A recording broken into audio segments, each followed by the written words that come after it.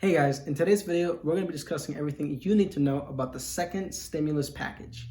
Make sure you stay watching till the very end so you don't miss out on any stimulus bill update news. For weeks, we've had Republican leaders and White House leaders going at it against each other on what benefits to add into the second stimulus package.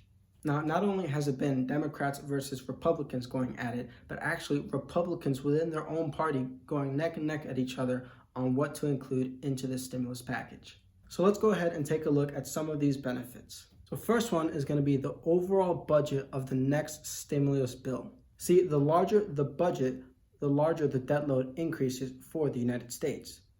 But if the budget is too little and Senate leaders are not able to include everything they want in the bill, then it could, of course, negatively affect the American people and the United States economy. Now, according to Senate Majority Leader Mitch McConnell, who is not in favor of a new stimulus for quite a couple months now, has stated that he is going to introduce a new bill that is going to gain favorable support amongst majority of Republican senators, but not all. He also mentioned that he thinks $1 trillion is a good starting point for now to begin discussions of a new bill.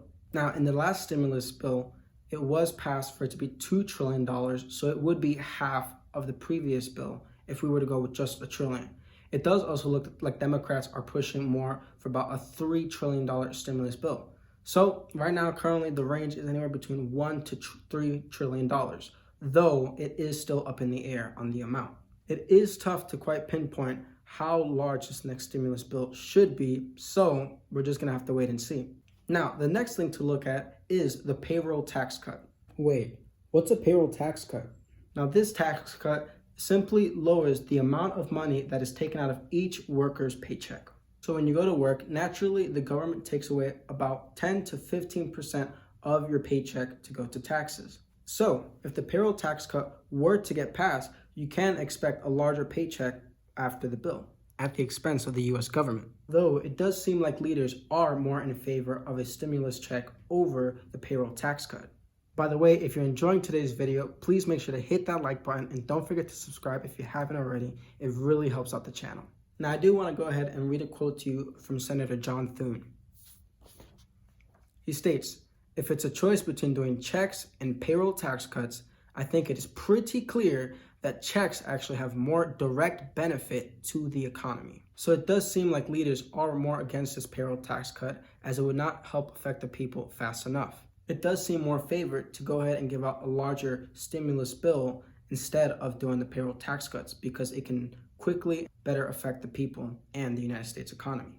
The argument for the people who are in favor of the payroll tax cut is that it actually be a lot simpler and easier to implement than the stimulus check. Instead of having to go back and forth on how much to give to the people or, what helps them qualify, stuff like that, they can simply implement that everybody gets this percentage off from the taxes, but it only directly affect the people who are currently receiving paychecks. So it wouldn't affect the millions of people who are currently without a job right now.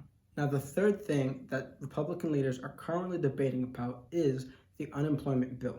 Currently, the $600 a week enhanced unemployment insurance is set to end at the end of this week, at the end of July. But it was recently announced earlier today, in fact, that the Republican leaders are in fact looking to extend the unemployment benefits to one of two things. The first option is to give out $800 a month or $200 per week.